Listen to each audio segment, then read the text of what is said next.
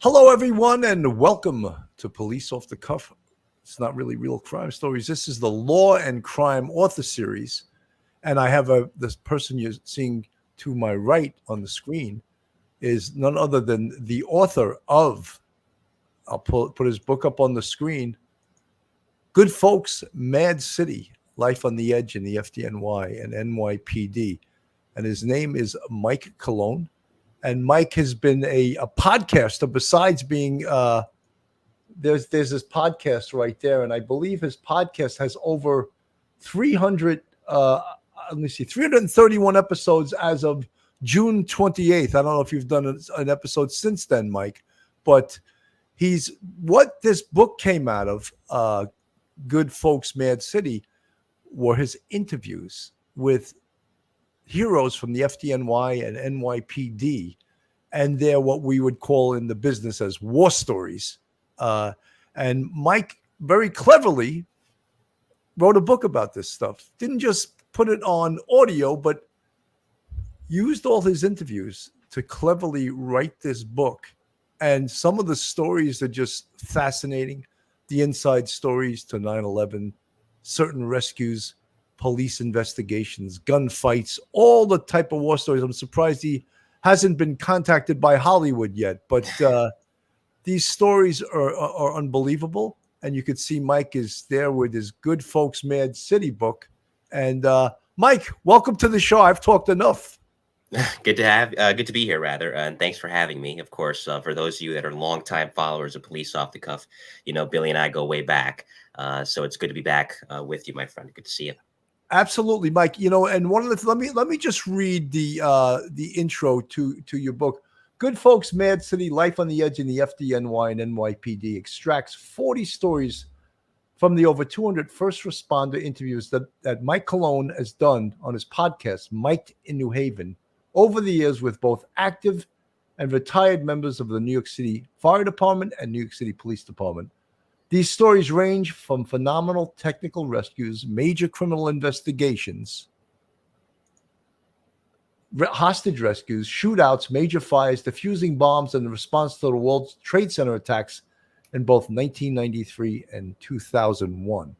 A gripping firsthand recollection of some of the biggest emergencies in New York City's history, as told by the men and women in blue and red who were there. This book will take you on a wild ride on what it's like to walk the beat or run to box alarms in the greatest city in the world. Well, Mike, I want you to talk us through this. Talk us how this idea became and about some of these interviews that you've done with these NYPD and FDNY heroes. Oh, sure. Well, the genesis of it was our mutual friend, Billy Ryan, and you guys who follow Off the Cuff see him in the chat frequently. Billy Ryan is a retired first-grade detective on the NYPD. More specifically, he was in the arson and explosion squad. And Billy and I have collaborated a lot over the years, and there is a mini-series I have on my podcast that focuses on retired members of both arson and explosion and the bomb squad. It's called Tales from the Boom Room, and Billy's a co-creator of that. We talk a lot off the air. We're good friends, and he recommended during a period of time where I was on an extended hiatus from the podcast that I look back through the library and I begin the process of transcribing things and putting it into a book. Now, I had a lot on my plate at the time. I thought it was a good idea, but I'd forgotten about it. In a follow-up conversation, he mentions it again. And as I mentioned before, that was my light bulb going off over the head moment where I'm like, you know what? Billy's right. I should sit down. I should look at what I have. I've done so many of these interviews. There's a lot of great stories here on both sides of the aisle. Let's put this together. The process was started in late January, early February. I had two editors helping me along the way, Justin Lieb, who is the son of a recently retired FDNY Safety Chief Frank Lieb, and Samantha Peters, who's based out of Chicago. And both did a great job with this process. And as you said, Bill, and you put it perfectly, it's one thing to put it on video and audio, but it's another thing to put it into written form. I saw the need to put it into written form because I realized just how many great stories I've been told over the years. Mike, we call them war stories, and that's what we call them in the NYPD. And when cops get together, of course, they like to tell their war stories. They like to reenact and recount some of their most harrowing details of the job. Sometimes funny stories, lots of funny stories, because cops and firemen have great senses of humor, because you need to have that macabre sense of humor to see some of the horrific things that you actually do see. So how did you come across many of these folks that came on your show and who later became memorialized in your book? A combination of really Facebook and LinkedIn. I found you through LinkedIn when I had you on my show a number of years ago. That's how I reached out to you. And that's how I get a lot of my guests, through Facebook, through LinkedIn. Some of it is cold calling, but primarily through those messagings. And you look through their resumes, you look at what they've done and what they've seen, and it's just incredible. And how could you not want to document it? And I think the more the show grew in popularity, the easier of a sell it was, because my name went around in the FDNY and NYPD community. Yeah, this Mike Cologne guy, he's pretty solid. Word of mouth travels fast. And when good friends of good friends of good friends recommend you in the positive, it allowed me to come in contact with these people and allowed me to memorialize their stories first on the podcast and then later on in the book. Mike, I could see that, you have 331 episodes on your podcast, Mic'd in New Haven. And I'll put this up on the screen. This is Mike's podcast. And the question is, how did you choose 40 stories out of these 331 episodes? What made you pick the 40 that you chose for the book to memorialize them in print? That's a good question, and a question I've gotten before. And I've said this previously, and I'll elaborate on it here. If I took every story, and this is not to say that one story is more important than the other, I value them all, I cherish them all. But if I took every story, the book would be over 1,000 pages. So it was really tough to narrow it down. But what I focused on was, I knew I wanted an even number. Why? Well, because I wanted to make sure that since there's a heavy focus on both agencies were represented equally in this book. So 40 seemed like a good number, where you can get 20 really good police stories and 20 really good fire stories. And I wanted to focus on all aspects because, as I've noted in the book, and I write this, I believe, in my foreword, there is very few professions in this world, very few, that encompasses the full emotional spectrum that a human being can go through. And you touched on it, Bill. There are funny moments as a police officer and as a firefighter anywhere, but especially in a city like New York. There are absurd moments where they're neither funny nor sad, but they're just, how the heck did that happen? Okay, I guess New York for you. There's silly moments, and then there's flat out heartbreaking and disturbing moments that just really put you down in the dumps. And that is something that in 20, 25, 30 years, or even beyond that, a police officer or firefighter will experience quite a bit of in their career. So I wanted to cover every bit of those stories, along with the technical aspects too, as far as leadership is concerned. Chiefs on both jobs. I have a chapter in there on Commissioner Bratton and his process of gradually turning New York City around from where it was, which was a cesspool in the late 80s, a Wild West in the early 90s, into a model city where crime was going down. We had a great renaissance. I have another chapter touching on the technical side of things as well, with Chief John Norman, former chief of the Special Operations Command for the New York City Fire Department, how it was to rebuild the Special Operations Command after 9/11, when 97 of the 343 firefighters lost on 9/11 were from Special Operations. So I tried to cover everything. And once I had a good idea, it became gradually easier to narrow it down. But man, there were some stories that it was really tough to leave out, to be honest with you. Mike, you mentioned 9/11 and 343 firefighters lost on that day. Probably the biggest loss of firefighters ever in the entire world. Yeah. And I remember after that, that firemen and cops will go into funerals for months and months and months. And you can just imagine, people that from the outside looking in can imagine, what the hell was it like for these firemen to go to funerals for months of their comrades, and realizing that it could have been them too. It could have been anybody, I'm a 9/11 first responder, and I responded that day with 3 detectives from the 2-3 detective squad. I still count my lucky stars that I survived that day, and I could have very easily have lost my life that day. And the 3 detectives with me, I'll just mention their names: Detective Billy Hicks, Detective Jimmy Zarakis, and Detective Zedekiah Jennings. I'll always remember those 3 as the 3 detectives that I was with that day. But I don't want to make this about me. But just the firefighters, it's so heartbreaking. And that day, it just is like still will always be, as long as the first responders and the family members and everyone affected by that, it'll always be an open wound. And I'm glad that they still go there every year and read the names of the folks that lost their lives, even though there was a lot of political pressure for them to stop doing that. I think they got to continue honoring these people for as long as they can do that, for as long as the relatives and as long as the people demand that they want that. Mhm. No, I totally concur with that, and that's why I wanted to put that section in on regarding the World Trade Center in both 1993 and 2001 in the book. It was important to focus on both because of the magnitude of the events in 2001. People forget about the magnitude of the events in 1993. So having that specialized section that focused on what FD and PD went through in both instances was a critical part to include in the book. Absolutely. Folks, this is the Law and Crime author series that I do on the Police Off the Cuff show. And our special guest is Mike Colon, whose book, will pop on the screen here, Good Folks, Mad City, a compilation of stories, Life on the Edge in the FDNY and NYPD, a compilation of 40 stories that you're not going to find anywhere else. You know, these stories also come to us unedited, in an unedited way. There's no wokeness to them. There's no, putting in TV type things. These are the real stories by the real people that lived these stories. And these type of stories, when we read, or when these stories become part of, say, TV or movie folklore, they're always sort of dumbed down a little bit, or maybe softened a little bit, because the grittiness and the edginess of these real stories may not be suitable for TV.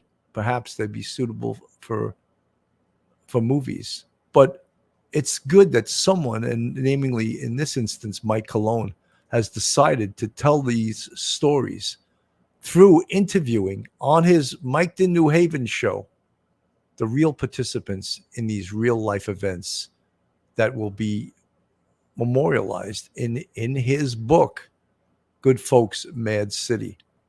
What a hell of a plug that was, Mike. Thank you very much. I couldn't have plugged it any better myself. Great job. Mike, I'm going to put you on the spot, right? And I'm just going to pull out some of you. Episode 320, the E-Men inside the NYP's emergency service unit. Talk to us about that.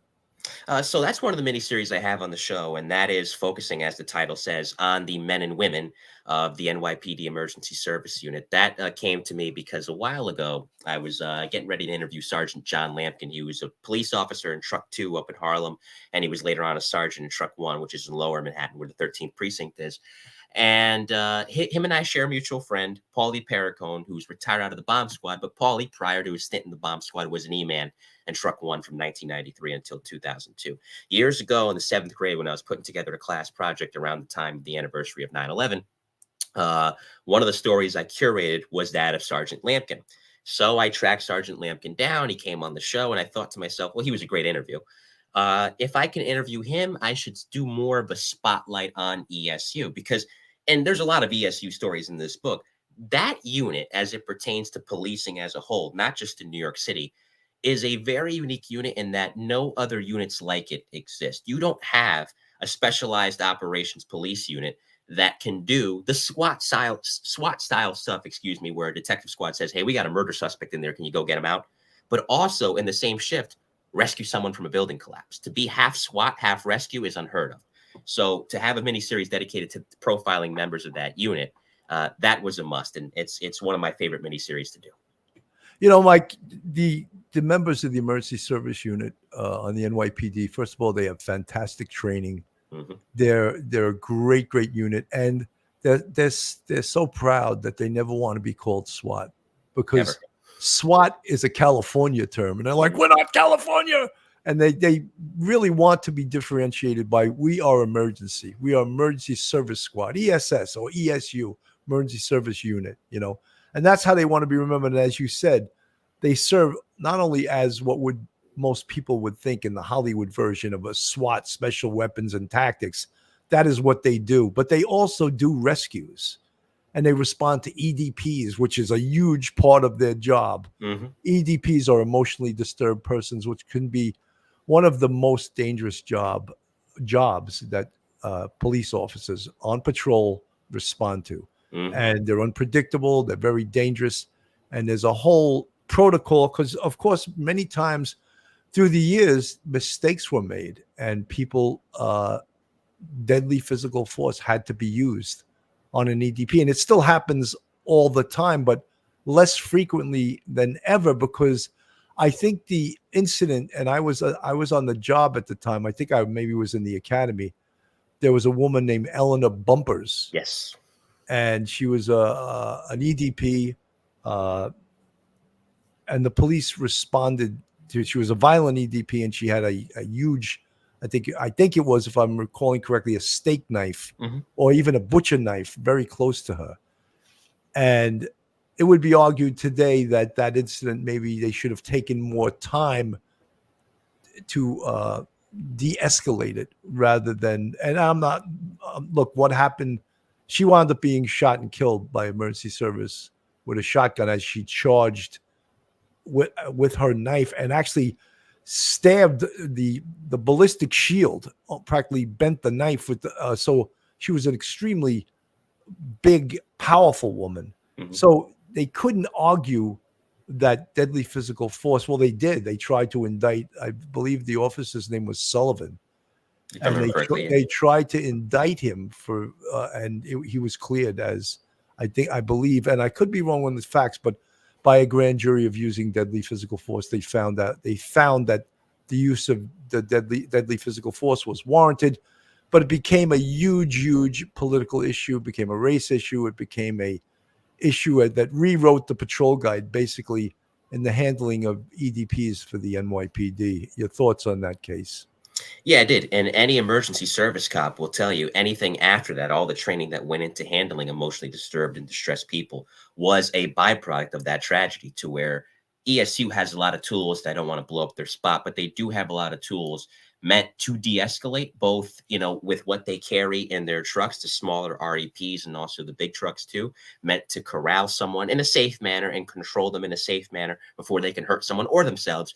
But let's not also forget, there is EMT training in ESU. There is even paramedic training, because a lot of guys in ESU have prior backgrounds working in an ambulance corps. But there's also something called EPT. Now, what is that? For those that don't know, if you are going to be an emergency service unit officer, you go through what's called emergency psychological training. And it's once you graduate, you are then certified as an emergency psychological technician, which is you respond to these jobs where someone unfortunately is having a mental crisis. You've been trained in what to say, and just as importantly, what not to say, to calm them down, bring them back, and have a peaceful resolution to the situation, all of which was a byproduct of the Eleanor Bumpers incident. Sometimes I think that they expect too much from the police to be Hmm. social workers, to be medical technicians, to be trained psychologists. And there was also a movement to have actual real social workers respond to these EDP jobs. I think that's a bad idea. I think Yeah, it's a bad idea because dangerous. they can become violent in a split second. Hmm. And social workers, yes, after the fact, bring them in, but don't bring them to these jobs. They're just clouding up the situation there. And I think, look, I have the utmost respect for ESU. And I have to say, the little limerick, I call it, that ESU guys always smile when they hear this. And, when the public needs help, they call the police. When the police need help, they call ESU. Dun, dun, dun, dun, dun, dun, dun, dun, dun, dun, dun. Yeah, I used to say that when ESU would show up. So they didn't always like it. I was almost like teasingly saying, when the police need help, we call ESU. But they were great. And Yeah. my whole police career, my 27 years and my 22 years as a sergeant, I didn't hesitate to call ESU because something, they did a great job. They never failed me in my entire career whenever I called them.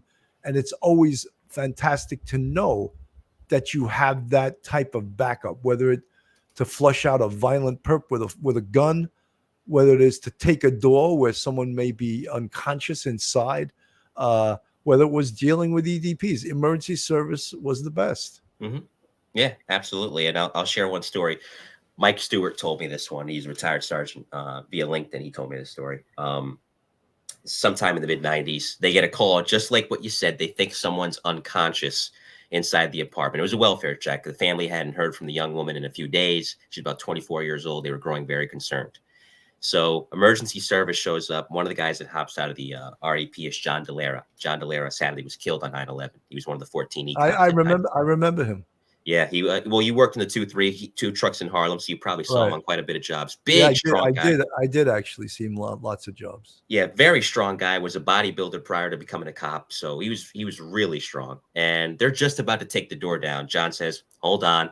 He's a Bronx boy. He goes up via the fire escape, finds a window, MacGyvers the window, gets in. Turns out the woman was in there, knocked out cold, not from any blow. She had taken one too many sleeping pills. She was in a deep sleep, but otherwise she was fine. A few minutes later, John walks the young woman to the door. She opens it up, and all's well. So, even in situations where you may think we may have to take down the door, we may have to do this, we may have to do that, there was always a practical way to go about the job. When you had E-men like John on the scene, practical was always going to be the way to go. So a little story there. Well, Mike, I have a story just like that. I had a call one time where a woman was suicidal and that she was threatening to kill herself. So we get to the location, we knock on the door, and no one answers. And my cops are like, there's no one. I go, no. She could be unconscious, right? So I call ESU, and they take the door, and she's in there, and she's unconscious. So had I not went that one step further, and I'm not giving myself any credit, but, we saved her life because she may have died. She did take sleeping pills or took whatever drug rendered her unconscious. So yes, they were great. They I mean, look, I can't say enough about how good they are. And every police department should have an emergency service. I know a lot of them, the Hollywood types, want a SWAT, but emergency service is they do everything. It's fantastic. I'd be remiss now because there's probably firemen watching this going, when is he going to talk about firemen? Okay, here we go. Episode 316, The Beat, Chief Ron Bill. Oh, no. I want to do the NYPD, FDNY. Episode 317, The Best of the Bravest, Chief of Department, Ed Kilduff. Tell us about him. Ed Kilduff, former FDNY Chief of Department, 2010 to 2014, a distinguished career in the fire service, did about 37 years, 77, 214 until he aged out. And just another one, an absolute gentleman who really led by example and was not a micromanager. Some of the best bosses you're going to find in the fire department are those that don't have to say they're in command to let you know they're in command. There's no ego there. They trust their men. They understand the safety component. They know when to step in, but they don't do so at the detriment of their captains or lieutenants or chiefs underneath them.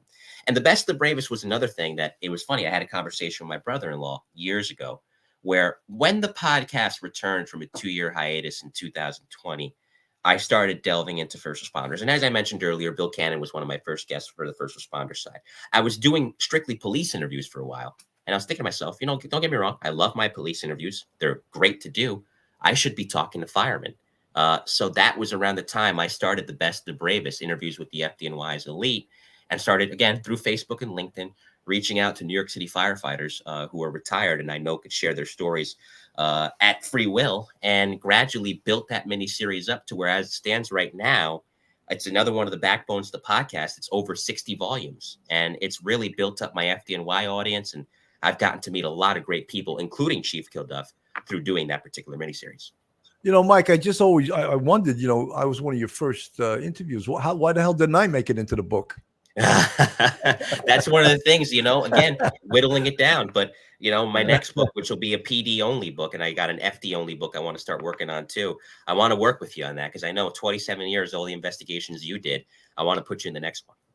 It's interesting. I mean, I don't care if I'm in it or not, but actually it would be an honor. I'm not jealous that I wasn't in it. In fact, I'm actually shooting an investigation this coming Saturday on an old case from the 2-3. Nice. So, every once in a while people call you. Oh, did you work this case? Yes. Oh, we'd like to put you on. So, okay, fine. How much? That's my next question. How much do you pay me?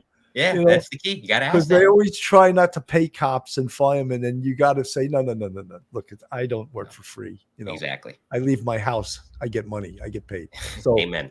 you know, that's neither here nor there. All right, so Detective George Sickler, a retired 20-year veteran of the NYPD, who served in the Bronx as a detective in the gun suppression unit, but most notably as a diver into the NYPD scuba unit, joins the program. What can you tell us about Detective George Sickler? Well, as it says, he was an interesting character in the fact that he got into scuba around, as it said, 2002.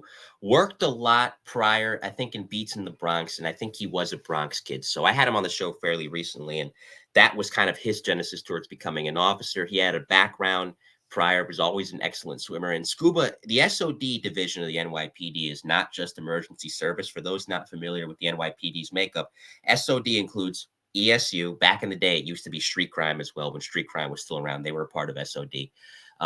Aviation, highway patrol, and also harbor slash scuba. So Sickler was in there for 12 years. And again, that's a hard job because kind of like ESU, if you think about it, and I say this with all the love in my heart, this is a compliment. Scuba is the ESU of water, in that if you need a gun recovered, much like you would ask emergency service to lift up a storm grate and see if there's evidence down the storm drain, people throw guns or any kind of drugs, any kind of criminal evidence against them in the water. Scuba's going to get that. Scuba's also diving in for rescue purposes. If there's distressed, let's say a kayak capsizes, you have distressed people in the water, Scuba goes and gets them. They're diving in sometimes to search for missing bodies. And so their job is very much multifaceted. They do a lot of extensive training.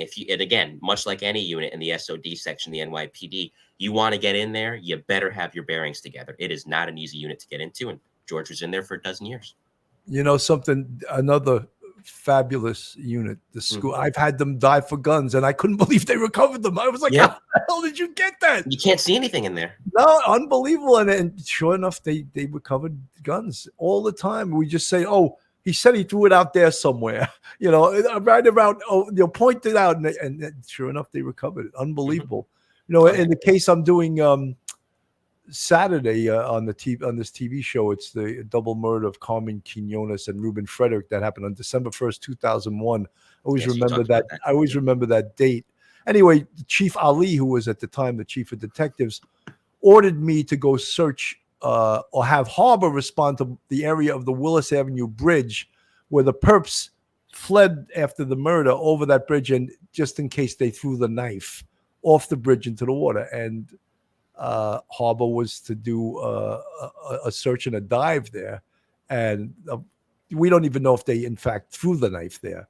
So they had sort of a mission, find a pin in a haystack, and we never recovered the murder weapon. But yes, the scuba unit, all these specialized units on the NYPD, aviation, scuba, ESU, they're just incredible. And think of it, cops using their talents and being trained, they can do amazing things. Like Yeah. you don't, no one asks you, oh, have you ever done this before? No, but I'll learn, because FDNY, NYPD, on the job training. You Yeah. learn all the things you need to know right in the heat of the moment, and you learn it. And as the years pass and you get more and more experienced, you feel like you can do anything, and there's nothing that you can't do. But you have to keep your head on your shoulder and not be not try to be a hero, or try to, you have to use your head, because these situations we go into are quite dangerous. And that from interviewing all the NYPD guys, all the FDNY guys. Both of them are very dangerous jobs. Absolutely, absolutely, and it goes back to a line my old friend Dennis Smith told me, and he was a great guy. He passed away a couple years ago due to COVID, sadly, but he wrote Report from Engine Company 82, and which is the book in the fire service. That's a lot of firemen of a certain age will tell you that is the reason why they became firefighters, reading that book. And he used to say all the time, "I'm FDNY trained. I can do anything." It's a great education working on the streets of New York City. And no matter where you go in either department, it's never going to stop being an education. It's funny, Mike. I read that book when I was a kid. It's Great an book. old book, yeah. Yeah, Report from very Engine good book. Company. Yeah, it was good. It was exciting, and obviously, I never became a fireman. I became a cop, but yeah, it was very. very interesting book. Let's talk about the NYPD and its metamorphosis under probably one of the greatest police commissioners in the history of this country, and of course the NYPD. And we know that he started out as a chief of the transit police in the NYPD, and he brought an esprit de corps to the transit police that made these guys that, you know, other cops call transit police the moles, or, you know, they're underground. Ride, we hide. yeah, we ride, we hide. And it was never like, maybe I'm not going to speak for them, but it wasn't the proudest unit to be in. It was sort of, oh, you guys are working in the hole. That's what the trains are known as, the hole, right? But Bratton came from Boston, and he brought this spirit, this new enlivened spirit into the transit police, where now they were like, well, now we have an identity. And he gave them, they were the first to get 9mm handguns. Which back in the 80s, I came on the job in 85, we were outgunned. Guys in the 3-4 precinct in Washington Heights were using Mac 10s with clips of, you know, 15 and 20, 30 round clips. And a cop had what we used to say a 38 with 6-round pea shooter going up against these semi-automatic weapons that, you know, had the firepower that we didn't have. So Bratton had the balls to come in at the transit police and issued them 9mm. And you know what the NYPD did to him? Did you know what they did? And this probably won't even be remembered. The NYPD wouldn't allow transit to use the NYPD range anymore. What bullshit was that? How petty. Oh, you're going to give them 9mm? That's against our politics. We're not going to let them use our range. It's our ball. We're taking the ball back from you, you know? How ridiculous was that, right?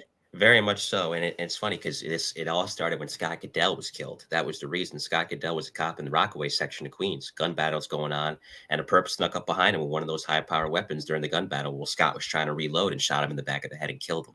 So you know, Mike, you know what the answer was from our job? Speed loaders. What bullshit that was, too. Because if you're in a gunfight, that speed loader feels like it's slippery and, you know, to reload during that. And you're right.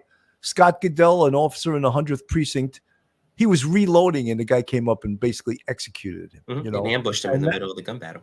And I don't know the exact chronology. Was this who was the PC? But all of a sudden, Ben it Ward. was Ward. They decided we're gonna go an experimental program, because I was an anti-crime sergeant. I got a 9mm earlier than everyone else. Right. So they first started with anti-crime, and they gave us 9s, and soon the entire department transitioned to 9mm handguns, which, folks, if you don't know, the NYPD, the 9mm hold 15 rounds and one in the chamber. So there's 16 rounds. And when you retire, you're not supposed to carry those. That's for police only, you know. So you carry, you know, back. For 20-something years, 27 years for me. Now they want me not to carry that 16-round clip with one in the chamber. 15-round clip with one in the chamber. A total of 16 rounds, because it's a high-capacity round, you know. Yes, but that's meant to ban criminals from using them, and ordinary civilians. You know, the shooter of the recent assassination attempt of Donald Trump, he had 3 30-round magazines on him.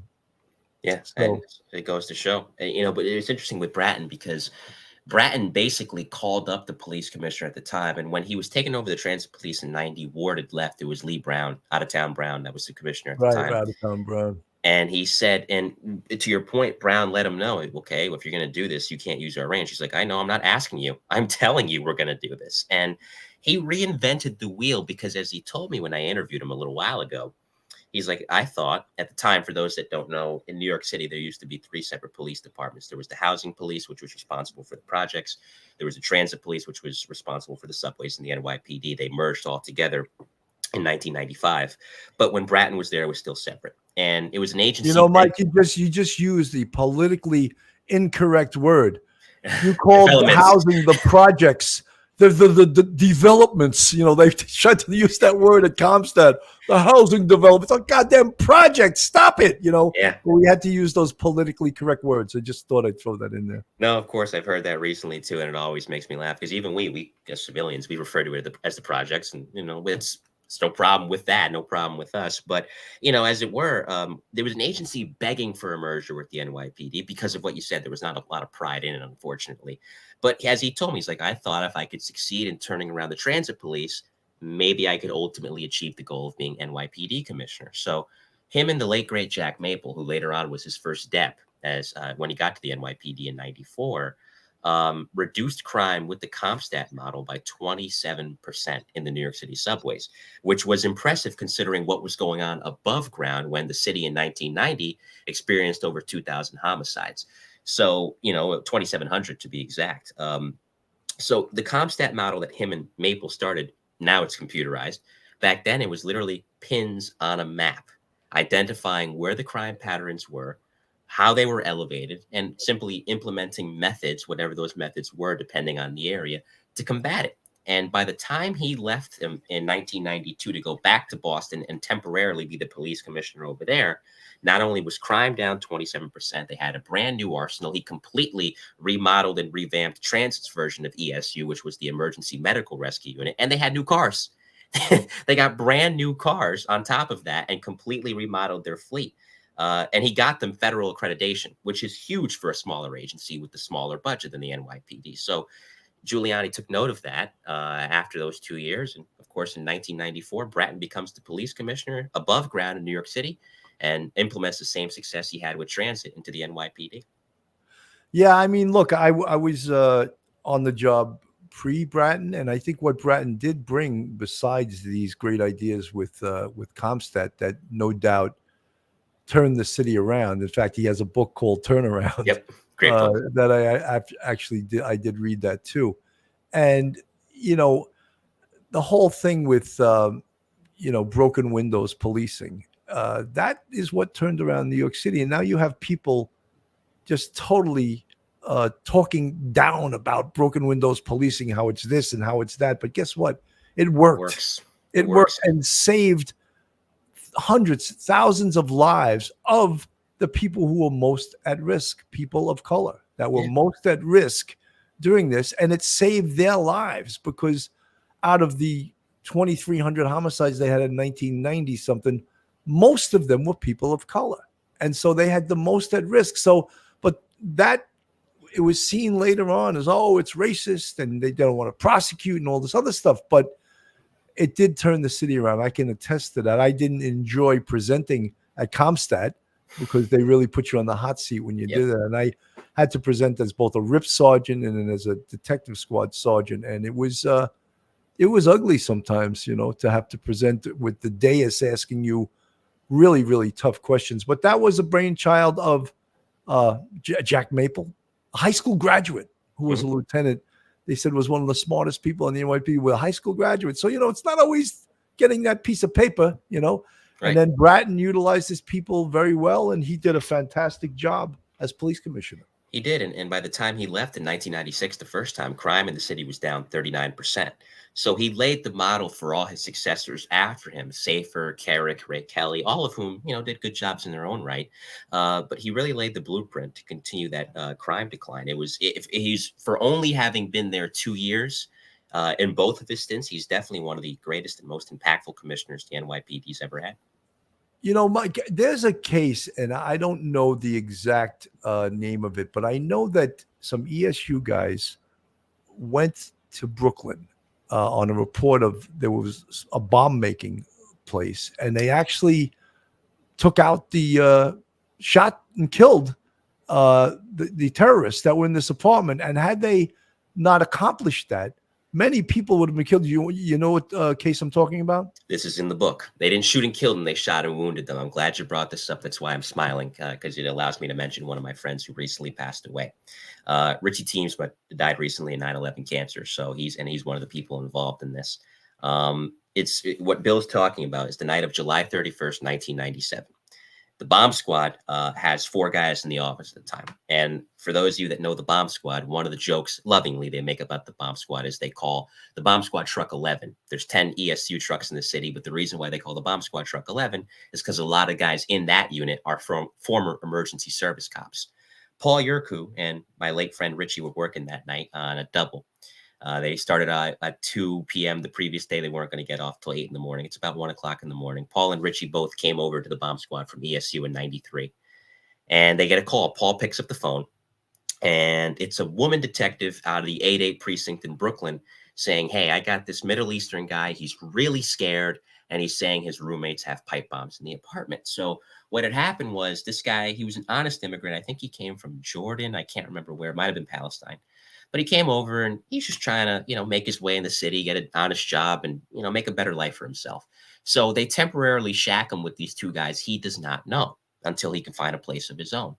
And these 2 guys are terrorists. They might have been from Hamas. And they show him the pipe bombs. And they're saying at the peak of morning rush hour the next day, which was going to be August 1st of 1997, we are going to put this in the Atlantic Avenue subway, which is one of the more populated stops in the city. And at the peak of morning rush hour, we're going to detonate these 2 pipe bombs. And their plan was to do kind of like, unfortunately, what you see overseas, a suicide bombing. So this call comes in. The roommate says, I'm going to go get some cigarettes. In reality, he's going to go get the cops. And they say, okay, if you're not back within the hour, we're going to assume you went to the cops. And we're going to know that the police are on their way and we'll be ready for them. Paul gets the call. Him and Richie head out to Brooklyn. They sit down with the suspect. And they say, okay, through an interpreter, draw us a picture of what you saw. And as Richie told me when we spoke about this case on the podcast a few years ago, alongside Paul and some of the ESU guys that were there, Mike, he drew the most accurate picture of a pipe bomb you would have ever seen. So they knew he wasn't lying. This was legit. They called for emergency service after some convincing of some reluctant bosses. And that enters the guys from 7 truck and 8 truck, both of which are in Brooklyn. On that team is Dave Martinez and Joe Dolan. And Joe later went to the bomb squad himself. So they're the first 2 in on this team. That's about 7 or 8 ESU cops. And they're on the bunker, which is the ballistic shield that Bill mentioned earlier. They go down a long, dark hallway, open up the room. There are these 2 guys sleeping on the floor. The apartment's just a pigsty. And they start reaching for the bombs. They're going to detonate those bombs in that room and kill everyone, including themselves. Joe and Dave say, don't do it. Police, don't move. These guys aren't listening. They activate 2 of the toggle switches on one of them.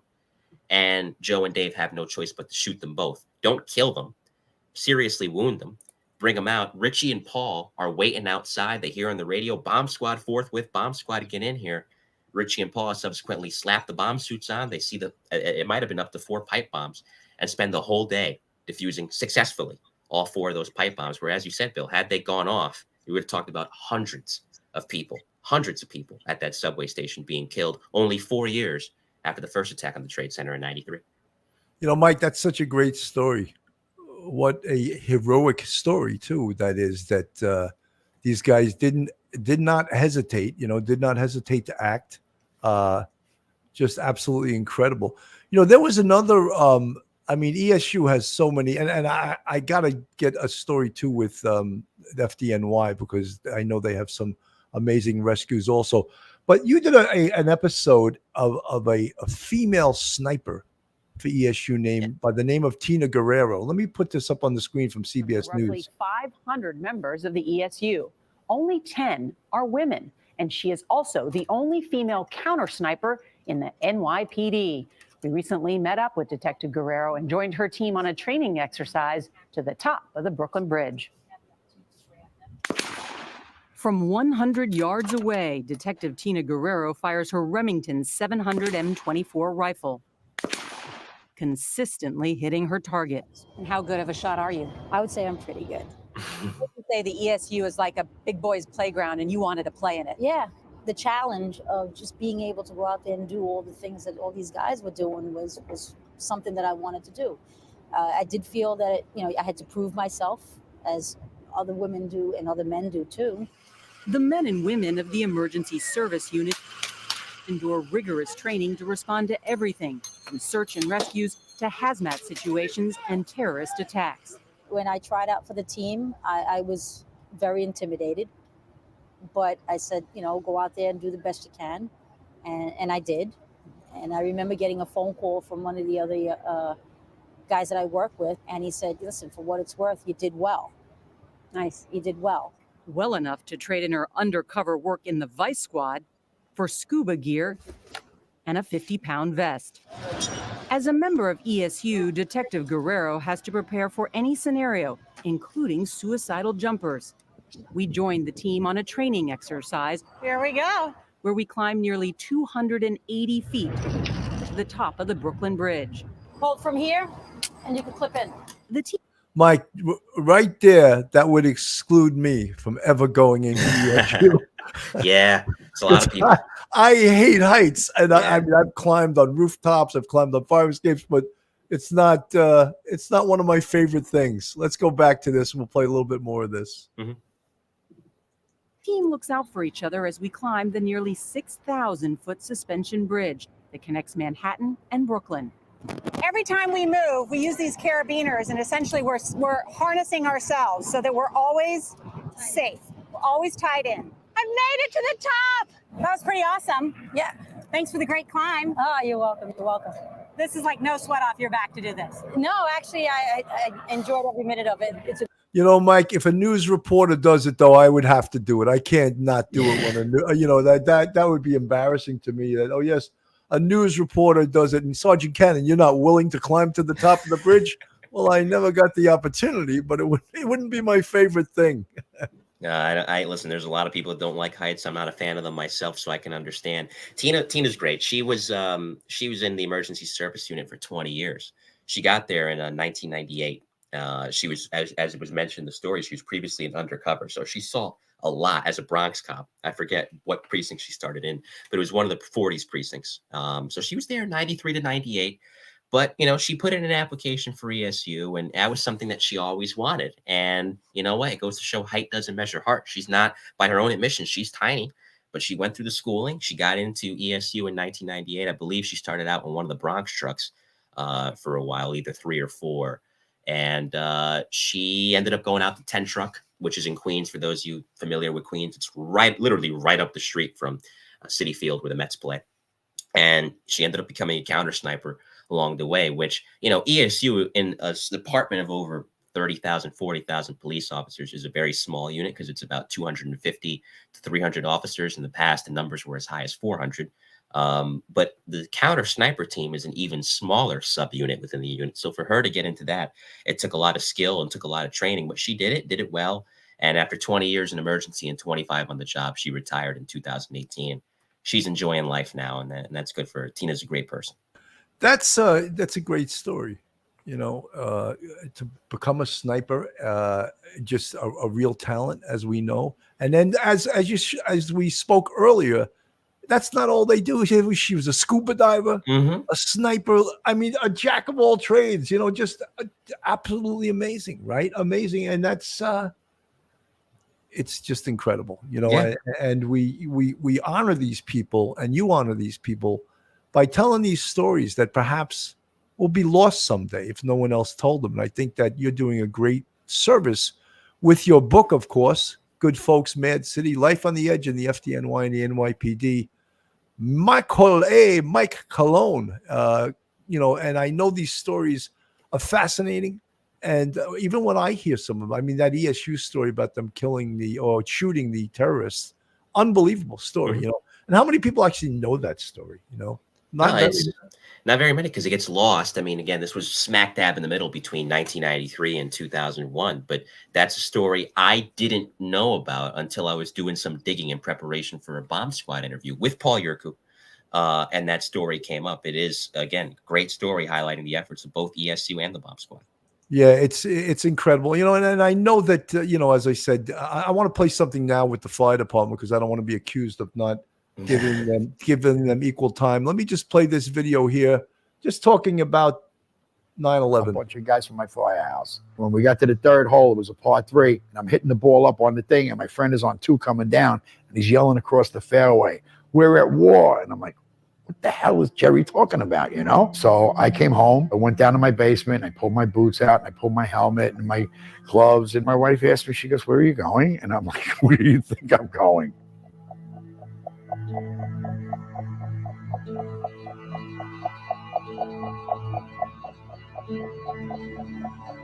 The first 2 hours I was there, we spent picking up body parts. I picked up this man's, it was his face. And I was holding it up and I'm looking at it, and it's something that'll always be with me. And I could see his eyebrows, his eye sockets, his nose, and his mouth. And every time I go into a costume store where they have a rubber mask and it's folded in half, and I just glance at it and I'm right back to where I was on the 12th. That's going to be with me forever. The first 2 days, everybody was like freelancing. There was nobody giving orders. There was no directions or anything like that. I stayed there the whole day. I didn't even go to the bathroom. They put up a pulley, like a clothesline. And that's when they would bring the bodies across. I'll never forget, because when they were bringing a fireman across, his helmet would be on his chest. They had put a flag in the back. And as soon as they started moving it across this valley of rubble, everybody stopped what they were doing. They turned, they looked, they put their hand over there, and they put their heads down. They said a little prayer. And then as soon as the body got over there, you'd hear a shovel go, boom, and then everybody would just start. At the end of the 5 days, in my heart, I knew that it was not a rescue operation anymore, that it was a recovery operation, and I was more needed at the funerals than I was down there. The worst day of my life had to be in October, after all of this accumulated. On this particular day, there were 8 funerals. I could tell you, I didn't know half the people at funerals I went to. Of course I didn't. But they were my brothers. It's never over. I have friends that are dying now from cancer and stuff from 9/11. I've had health problems. I have GERD. I have sleep apnea. I got asthma. I'm 65 years old too. I didn't think I would live this long.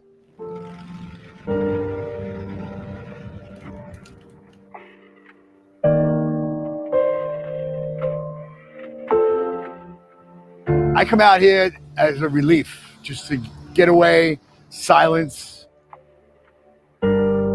I dwell on my friends. I don't think about that day. I think about the names.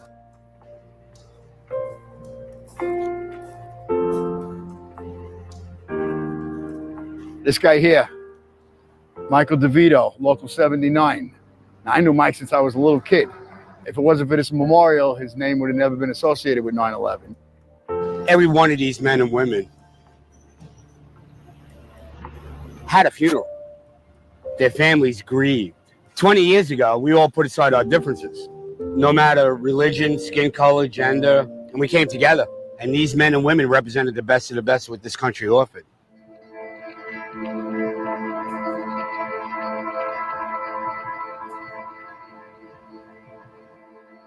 To see that many people get sick and die, I predicted this in the early 2000s when people told me I was crazy. And then science caught up to us and gave us validity. This park was built because we knew this was going to happen. We knew it was coming, and it's going to get worse. Billy, others, we're evolving, but for the worse. When you become a fireman, that's when you prove how brave you are. The day you take that oath of office. Everything else is just part of the job. I was a Boy Scout. I was a Marine. I was a New York City fireman. I'm not afraid to die. I'm just not. It's going to happen. We're all going to die. So going down there did not bother me. It bothered my wife. It bothered my parents. It bothered the people that love me. But it was something that I couldn't live with myself if I didn't do it. Very touching. Very touching. I know Billy. Billy's a friend of mine. Billy Dennis, great guy. And I know that you've told a lot of these stories. So I wanted to make sure I told or I put up on screen a good FDNY guy too, because ESU, FDNY, that's what your book is about, telling these fantastic stories.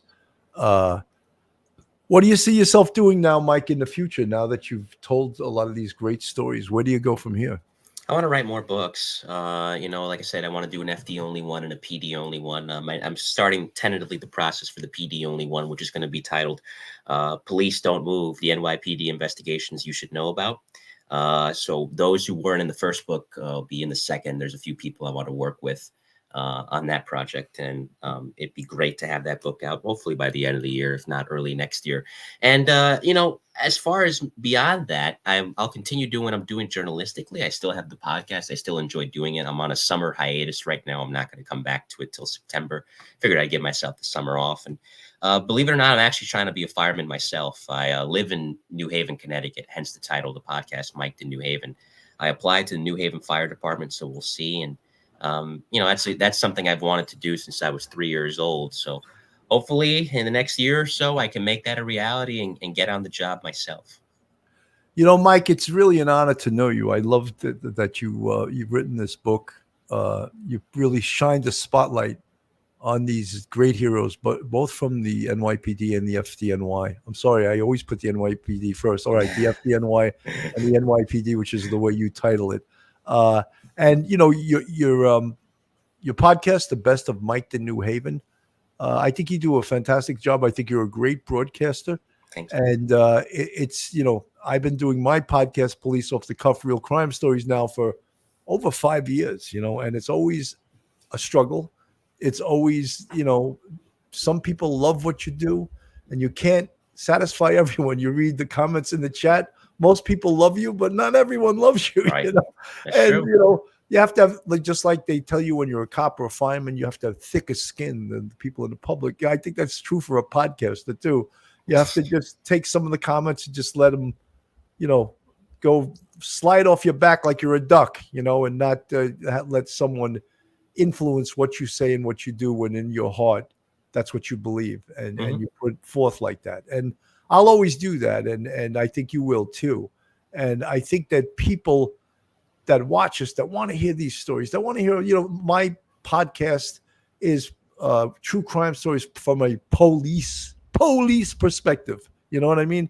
Yes. I'm not looking to give it from your perspective. I'm not looking to give it from a journalist perspective. I was the real popo. And that's what I'm doing my podcast from my perspective. And I try to make that clear. And Mike, you have a perspective also. And your perspective is more of, I think, of a journalist that's bringing these stories to life. And I think you do a fantastic job. And of course, your book, again, Good Folks, Mad City, Life on the Edge in the FDNY and NYPD. Tremendous job. And again, Mike to New Haven, that's Mike's podcast. There's Mike in action on the microphone there. And there he is, proudly displaying his book. Mike, I want to give you your final thoughts. You can speak as long as you'd like, but it's been a real pleasure for me, both knowing you and interviewing you today. And I can speak for the cops that you've interviewed and the firemen that you've interviewed.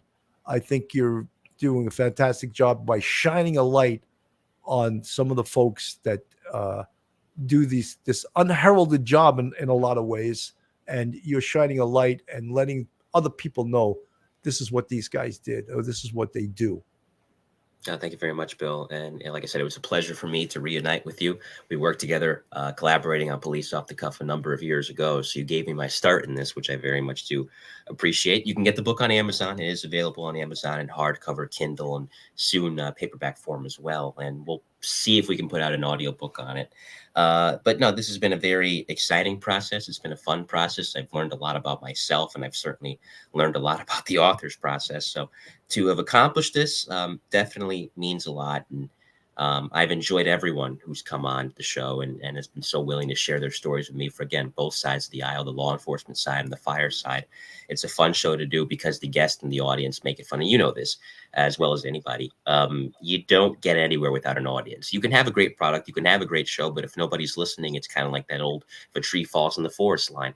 The audience makes the show. So I'm very grateful to have such a great audience, because without them, I wouldn't be in this position to have ever put out a book or put out a podcast in the first place. Well, Mike, as I said, you do a fantastic job, and I think people will line up to read this book, Good Folks, Mad City, Life on the Edge in the FDNY and the NYPD. That's Mike Colon. Also, you can hear him on the Best of Mike in New Haven podcast, and you can find that on YouTube. And you're mostly on YouTube, right? Are you on LinkedIn also, or? Yeah, I broadcast live to 3 destinations. YouTube primarily. I also broadcast live to LinkedIn. So if you're not big on YouTube, you can watch me on LinkedIn. You can also watch me on Twitter. So that's where the show streams live to. It's available on the audio side too. Apple, Spotify, Spreaker, iHeart, wherever you get your podcast, we're available there as well. That's great. I actually added one other. I go live on 4. I do also go live on Instagram. Yeah, I got to start doing that. I heard about that. You know, and again, all the listening sites, I'm on all of those also, and it gives you, you know, a great, you know, all over the world. It's amazing that people all over the world listen to our podcasts, because that's the range that some of these listening sites have. Also, YouTube.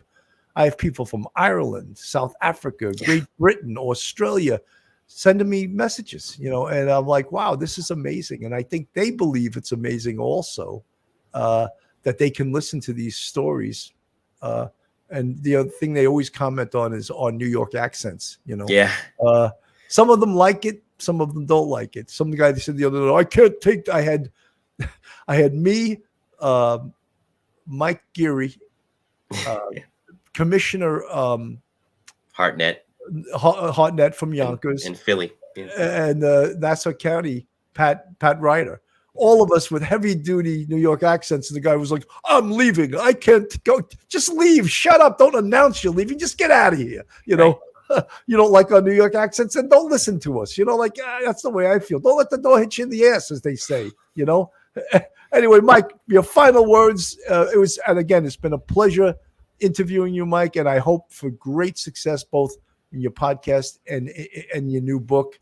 And I know it's going to do well. Good folks, Mad City. Your final words, Mike. I just want to thank you for the opportunity and thank everyone who supported me over the years. Like I said, you don't get anywhere without an audience. So I just want to thank everyone who's been so kind to share their stories, and those who've also been so kind to continue listening to the program and to these stories being told. Absolutely. Folks, this is Bill Cannon from Police Off the Cuff Real Crime Stories. This is the True Crime and Author Series, interviewing Mike Colon. Everyone have a wonderful day. God bless, and we'll see you the next time. One episode just ain't enough.